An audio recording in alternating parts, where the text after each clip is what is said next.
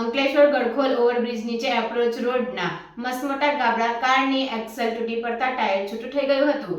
ભરૂચથી અંકલેશ્વર આવતા Gadkhol T bridge નીચે બનાવ બન્યો હતો। ગડખોલ ગામને જોડતા એપ્રોચ રોડ પર છેલ્લા 6 મહિનાથી પડેલા ખાડા પ્રત્યે તંત્રની લાપરવાહી હતી।